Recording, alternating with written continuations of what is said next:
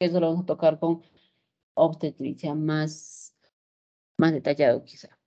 ¿Sí? Entonces, las diferentes técnicas de imagen urogenital me sirven para ver fisiología y forma o morfología de los órganos correspondientes, ¿sí? Entonces, me sirve para el diagnóstico, seguimiento y algunas para el tratamiento mediante procedimientos no invasivos. Podemos hacer drenajes, por ejemplo, biopsias, ¿sí? Entonces, la primera o el primer estudio que vamos a mencionar es la radiografía simple, cuya indicación es el cólico renal. Entonces, el cólico renal es un dolor típico, ¿no es cierto? A nivel de fosa lumbar que se va hacia zona genital, ¿sí? Entonces, los cálculos que vamos a ver van a ser los cálculos mayores de 3 milímetros. Entonces, es importante determinar su localización. Los cálculos que vamos a ver, obviamente, tienen que ser radiopacos, que están compuestos por algún contenido cálcico y estrubita. Los que no son visibles son los de cistina, uratos y los de indinavir. ¿Sí? No olvidar que la radiografía simple de abdomen, voy a ver los hemidiafragmas, la pelvis menor, ¿no es cierto? Y los riñones, ¿no? ¿Qué más me va a servir? Puedo ver la silueta renal. Aquí, por ejemplo, en lo poco, voy a poner mi hipoderma. Ah, 9 minutos. ¿Están grabando? Para poner grabar. Sí, doctora, está grabando. Ah, ya, está bien, perfecto, gracias. Ya. Ya, entonces puedo ver la silueta renal. Entonces, para ver yo la silueta renal, tengo que preparar a mi paciente. Tengo que hacerle una dieta blanda, puedo ponerle enema, puedo ponerle laxantes. La idea es que el colon no esté interfiriendo en mi vista, que el colon no tenga residuo fecal y no tenga gas, ¿no? Gas puede tener un poco, pero que me deje ver la silueta renal y me sirve para ver tamaños, ubicaciones, puede ver riñones ectópicos, ¿no? O de repente puede haber cálculos dentro del riñón también por ubicar, ¿no es cierto? ¿Qué más me sirve? También puedo ver los catéteres, presencia de catéteres, puedo ver implantes endovasculares y además los implantes peritoneales, ¿no? Aquí puedo ver un catéter doble J que tiene colita de acá como de chanchito, que hace de que no se mueva de la zona renal y no se mueva de la vejiga. Mira acá, esto de acá, estoy viendo el riñón derecho y aquí estoy viendo el riñón izquierdo, ¿sí? En la radiografía digital se ve mucho mejor, ha mejorado mucho la calidad, ¿ya? Luego tengo la urografía excretoria. La urografía excretoria me sirve principalmente para la valoración de la anatomía urinaria. Se puede evaluar la morfología renal, ¿no? La integridad de los grupos caliciliares, la pelvis renal, la vía urinaria y la vejiga, ¿no es cierto? Entonces, luego de haberle puesto a tu paciente contraste endovenoso, el cual se va a excretar por vía renal. No olvidar que el riñón tiene que estar funcionando bien y eso me sirve la creatinina. Entonces, tengo que ver. Aquí, por ejemplo, estoy viendo un riñón y tiene doble sistema pielocalicilar con cada uno con su uréter. Aquí estoy viendo un catéter doble J, por ejemplo, hay un doble catéter, ¿sí? Aquí estoy viendo la vía urinaria a nivel de pelvis. Estoy viendo que en esta zona del uréter distal hay una imagen que no está pintando, hay un defecto de relleno, ¿no es cierto? Entonces hay un tumor ureteral, ¿sí? La ecografía es la primera técnica de imagen para valorar riñones. Es la pregunta que te voy a hacer en tu examen. ¿Cuál es la primera técnica de imagen para valorar riñones? Vas a decir la ecografía, ultrasonografía, que te puedo poner de diferente nombre y tú ya lo conoces, ¿sí? Entonces, recordar de que la ecografía no es tóxico, no tiene radiación, se puede ver en tiempo real y es de muy bajo costo. La desventaja es que es operador dependiente, depende de quién lo esté haciendo, ¿sí? Puedo ver, como vemos ahí, una enfermedad inflamatoria, insuficiencia renal, neoplasia, trasplante renal, ITS renal, hidronefrosis. Me sirve para hacer biopsias percutáneas, también para hacer drenaje percutáneo. Entonces son las patologías, ¿no es cierto?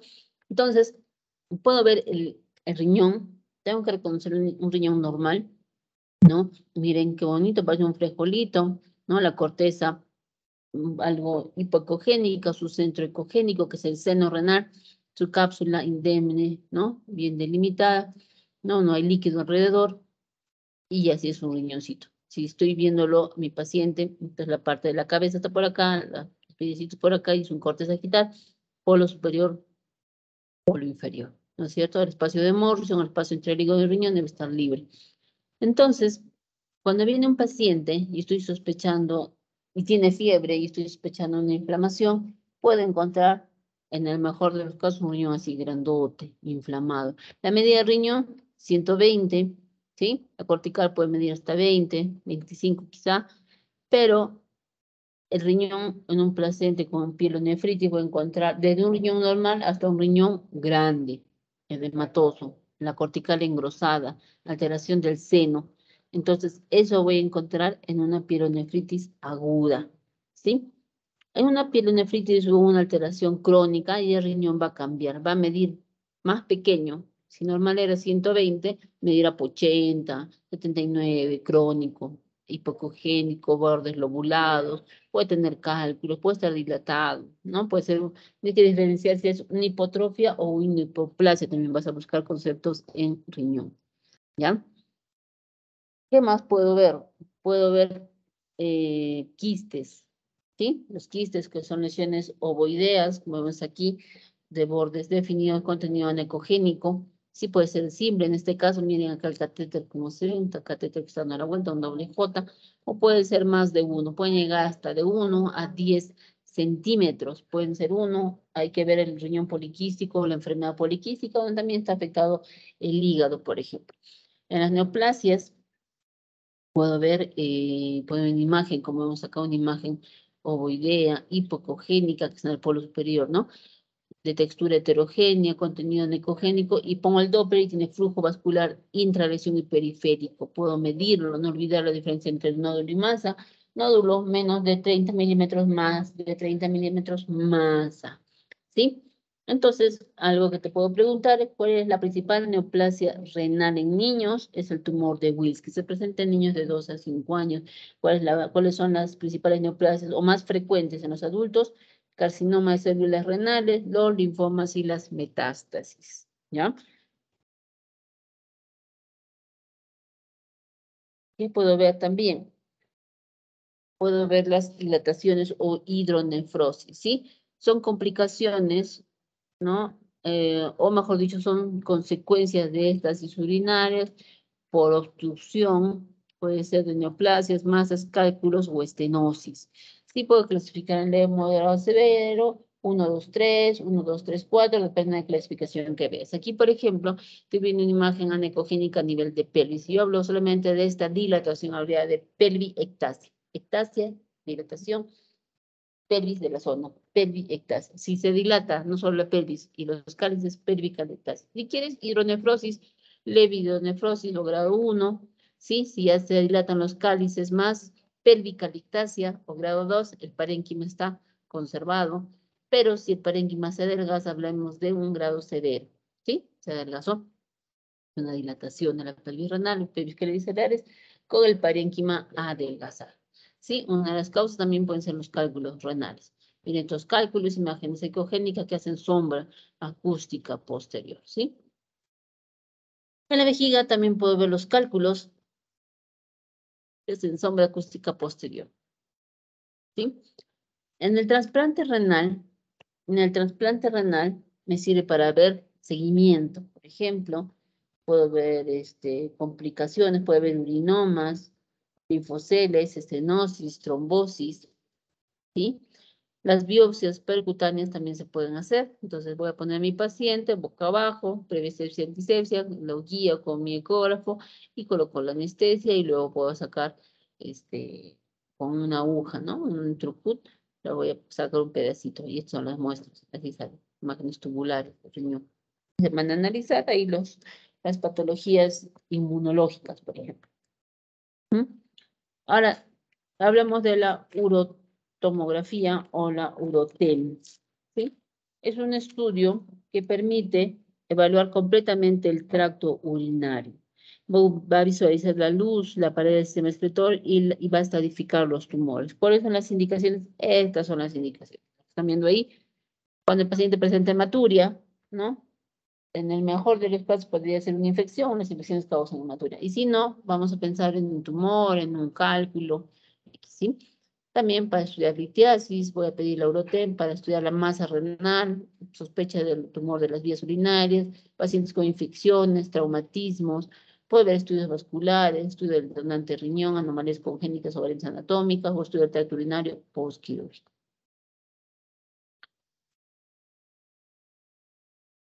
Hay varias fases, pero la principal que vas a tomar, la basal, es la sin contraste. ¿Sí? Ahí voy a ver los cálculos y voy a medir las unidades Hanfield. Y luego voy a ver las fases de contraste. Tengo la fase arterial que se presenta entre los 25 y 30 segundos, en la cual me permite valorar la arteria renal y detectar sangrado arterial agudo. Luego tengo la fase córtico-medular que se da entre los 35 y 80 segundos, en el cual va a haber contraste de la médula, de la corteza, y la médula queda hipodensa. Entonces va a haber una diferencia. Y esto me permite ver o diferenciar variantes normales de masas y su vascularización. ¿Sí? Luego tengo la fase nefrográfica o la fase parenquimatosa que va de 80 a 150 segundos y lo que se va a realzar en la médula con la corteza de forma igual. Esto me permite optimizar y mejor dicho, caracterizar los tumores y también valora las lesiones infecciosas. Puedo ver los abscesos, no la espironefritis, por ejemplo. Finalmente, la fase excretoria que se presenta más de 3 minutos, en la cual voy a valorar principalmente la vía urinaria, los uretes, indicada en uropatía obstructiva, en los urinomas y valoración de los tumores de la vía excretoria. ¿Sí? Aquí, por ejemplo, estoy viendo, no olvidar que la tomografía también tiene sus reconstrucciones, ¿no? Tenemos la reconstrucción sagital, la reconstrucción coronal y también tenemos las 3D, ¿sí? Aquí estamos viendo toda la vía urinaria con contraste, ¿sí? Pero hay algunas que no están bien, ¿sí? Una fase excretoria no adecuada y hay tramos de la vía urinaria sin contraste. No está bien, está. Aquí estoy viendo la vía, los vasos sanguíneos y estoy viendo que un vaso interrenal está dilatado. Entonces, eso es un neurisma, ¿sí? Interrenal. En la tomografía o en la ecografía puedo diagnosticar los quistes, ¿sí? Cuando encuentro quistes simples, no lo preocupa el paciente, pero si encuentro quistes con otras características, voy a pedir tomografía con contraste. De preferencia, como ya han visto, el Urotem. Y si no tienes, igual tomografía con contraste. La clasificación Bosniak tiene que ver con contraste. Tú no puedes hacer la clasificación Bosniak en ecografía porque en ecografía no utilizas contraste, ¿sí? Entonces, puedo clasificar un grado 1, donde voy a ver un quiste como un globo con agua. Paredes delgadas, sin tabiques y el riesgo de malignidad es nulo. Luego tengo el Bosniak 2, en la cual voy a ver paredes muy delgadas, puede haber algunos tabiques, ¿sí? Y mide menos de 3 centímetros, le pones contraste y no pinta casi nada, por no decir nada, y riesgo de malignidad bien bajo, menos del 3%. Entonces no requieres hacer seguimiento ni nada.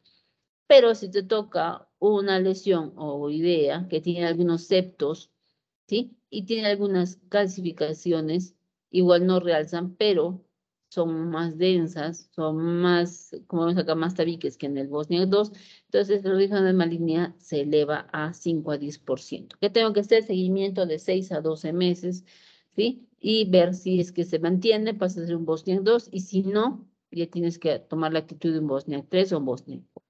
¿Sí? Hay que ver lo que encuentras. El Bosniak 3 son quistes multiloculados, o sea, tabiques, paredes engrosadas. Si le pones contraste y va a captar. Tiene riesgo de malignidad alto, de 40 a 60%. Entonces son masas indeterminadas. Tu opción es sacarlo, lo operas, ¿sí? O puedes hacer una ablación por radiofrecuencia. Pero si encuentras un quiste con tipo 3 que hemos hablado, pero tiene márgenes irregulares, nódulos, tabiques independientes, tiene riesgo de malignidad más del 80%, no lo pienses, se opera, se saca sí o sí, ¿sí? Entonces requiere cirugía, ¿sí? Entonces la clasificación Bosniak que no se deben olvidar.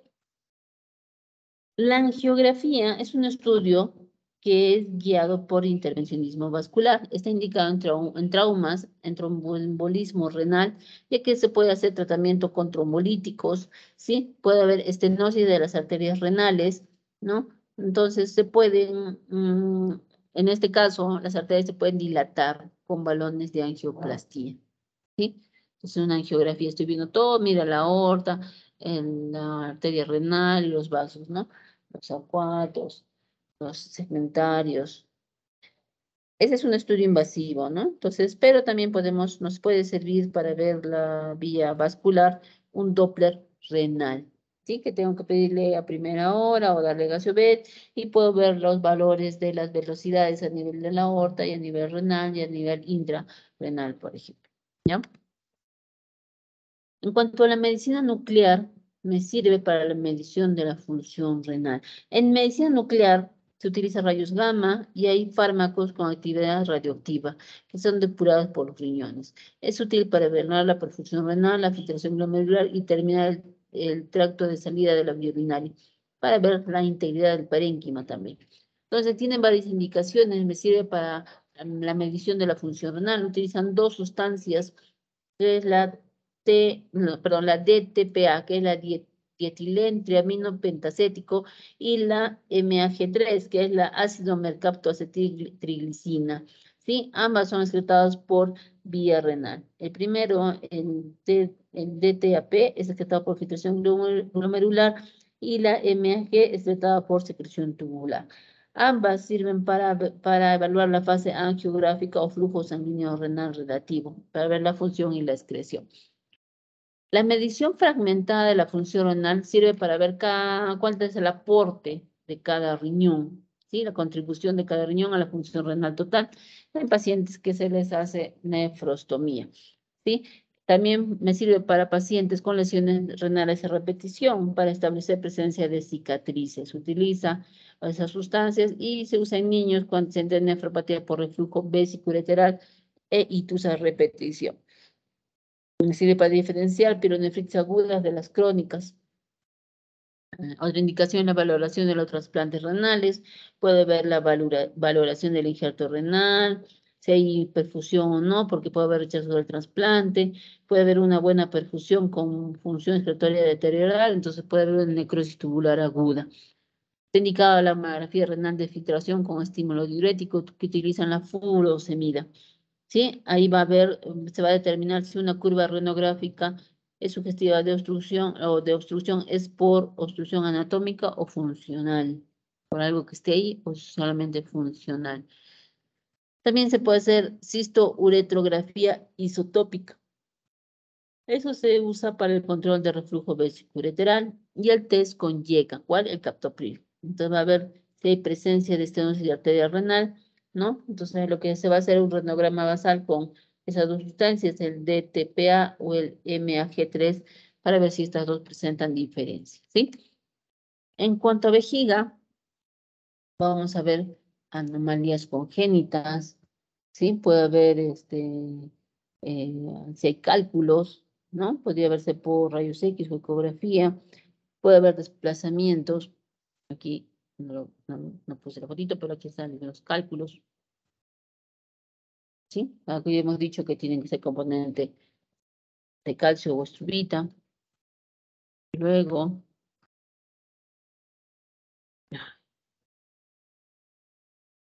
¿ve mi pantalla?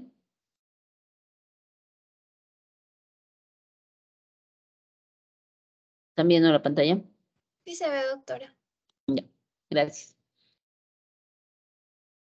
Mira un cálculo a nivel vesical. Aquí, por ejemplo, hay elevación del piso de la vejiga por una hiperplasia benigna de próstata. Entonces, hay un desplazamiento y compresión extrínseca, ¿no? Puede haber lesiones inflamatorias también, ¿sí? Puede haber la vejiga que tiene aire en su pared, que es una cistitis enfisematosa, ¿sí? Puede haber traumatismo, donde hay una fractura de pelvis y también puede dañar la vejiga, ¿sí? Entonces, ahí puede haber eso. Puede haber problemas de disfunción neuromuscular, ¿no? Entonces, lo que aquí, por ejemplo, es otro, no lo vi, es una tomografía donde se está extravasando el contraste. Los estudios, como vemos, para ver disfunción neuromuscular son estudios urodinámicos, ¿no? Es útil también la urografía intravenosa. Puede haber también alteraciones de la pared como fístulas, divertículos, hernias, ¿sí? También está indicado para ver incontinencia urinaria. También puedo ver tumores. Acá hay un tumor, una imagen vegetante, ¿no? Puedo ver el Doppler, pinta, no pinta, y puedo hacer controles, seguimientos. Mira este tumor que está a nivel de la vejiga, ¿no? Entonces, miren acá también colon en recto, pues esta lesión que se va hacia vejiga o de la vejiga al recto. Más frecuente que sea recto a vejiga. Infiltrado. En cuanto a la uretra, puede ver anomalías congénitas, puede ver lesiones inflamatorias como la gonorrea, que puede causar estenosis en la fase tardía, ¿sí? Y también tumores. Miren acá una uretrografía retrógrada. Estoy viendo que por el pene están poniendo contraste y veo unas zonas de estenosis, ¿sí? En cuanto a la próstata, podemos hablar de hipertrofia o hiperplasia, eso es anatomía patológica. Puedo hablar de crecimiento, ¿sí? Entonces, puedo hablar de un crecimiento grado 1 más de 20 cc hasta 30, grado 2 de 30, 50, grado 3, 50, 80 y grado 4 más de 80, por ejemplo. No les voy a preguntar, pero espero que tengan conocimiento de cómo clasificamos, ¿sí? Puedo ver tumores, puedo ver lesiones inflamatorias, puedo ver cálculos prostáticos también. Y en el caso de pene, hay la enfermedad de Peyronie, que es una cavernitis fibrosa, ¿no? Donde se caracteriza por haber placas calcificadas. Otra patología puede ser el priapismo, en el cual es un pene erecto, pero es doloroso, una erección prolongada, ¿sí? La impotencia, hacen Doppler, para eso yo no hago, chicos, no insistan. Hay que poner una sustancia que hace que el pene sea erecto y puedes evaluar, como vemos ahí, los cuerpos cavernosos y el cuerpo esponjoso, ver cómo están los vasos, puede haber ateromatosis de los pequeños vasos, puede haber alguna otra patología, pero también se puede hacer angiografía de la arteria pudenda interna también para ver ese caso de la impotencia. En el caso de trauma, no olvidar que existe la fractura del pene o rotura del cuerpo cavernoso y puede haber hematomas localizados también. Y en el caso de testículos sirve mucho la ecografía. Podemos diagnosticar desde masas testiculares, tumores malignos, puede haber lesiones testiculares benignas o también puede haber lesiones extratesticulares, quistes o hidroceles, por ejemplo. Puede haber los hematomas, antecedentes de traumatismo, ¿sí? Heterogéneo, depende de cuándo lo estás viendo. En este caso pongo el Doppler y no va a pintar nunca, entonces no es una masa, es un hematoma, ¿sí? Puedo ver quistes a nivel de epidídimo, un escroto agudo, puede ser una torsión testicular, siempre comparo un testículo con el otro, pongo el Doppler, uno pinta y el otro no. No tienes 4 o 6 horas para salvar ese testículo. También en el caso de testículos no palpables, puede ser un criptorquidia, ¿no? Que esos testículos se esconden, puede ser agenesia que no hay, hipoplasia, atrofia, o puede ser testículos en ascenso. Entonces, todo eso te va a ayudar la ecografía. Muy bien, creo que hasta ahí llegamos. Sí. ¿Dudas?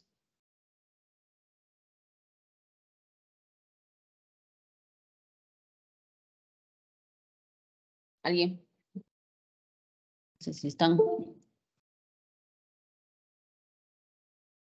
Ya se fueron. Ya estamos, doctora. Todo claro, Doctora, Sí. ¿la glándula puede examen ciliar? ¿Cómo? La glándula suprarrenal se puede ver con qué estudio. Ya, es normal no ver la glándula suprarrenal, ¿ya? Es normal no verla. La puedes ver con la tomografía. Es como una estrella, es como una estrellita, tiene sus medios 1 centímetro más o menos, tiene sus patitas. Entonces la puedes ver de preferencia con contraste, ¿no? Si ves un adenoma, va a pintar, por ejemplo, ¿no? Una tomografía. ¿Alguien más? En un momento me preguntaron del Bosniak.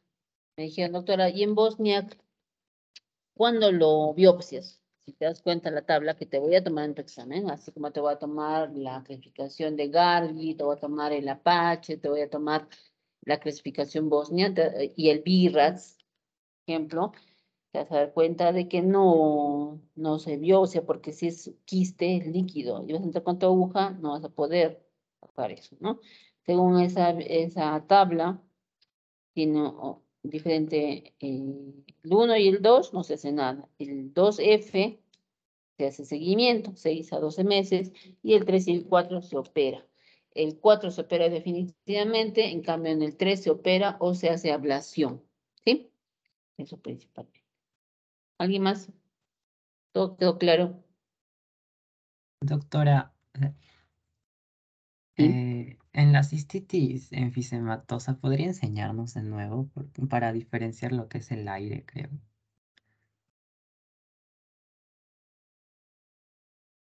Acá. Es una imagen, esta es la vejiga. Tiene contenido anecogénico y el aire es un artefacto en cola de cometa. Pero como hay harto, mira, se nota, ¿no? Esta es la pared. No debería ser blanco, ecogénico, brillante y en cola de cometa. Eso es el aire. ¿Sí?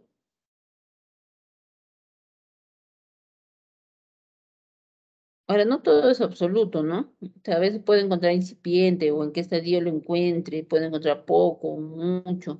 O como les decía, ¿no? Incluso una pielonefritis a todo dar puede encontrar un riñón normal y eso no significa que no lo tenga. Entonces, esta es una ayuda de no olvidar que es un apoyo al diagnóstico. No te va a hacer el diagnóstico. Por eso lo están revisando ustedes, que son los médicos. Te van a revisar a mí, así que tienen que tomar decisiones correctas. ¿Alguien más?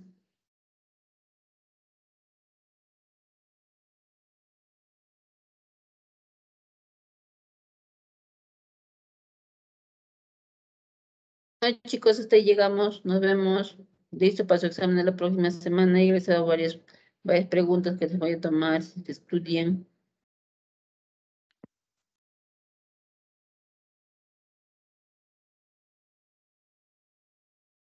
Gracias, doctora. Hasta luego. Hola, doctora. Hasta luego, Gracias, doctora. Sebastián. Chao, chicos. Gracias, Hasta Chao, luego. Lenin, Fiorella, Angie. Chao, Renata. Chao, doctora.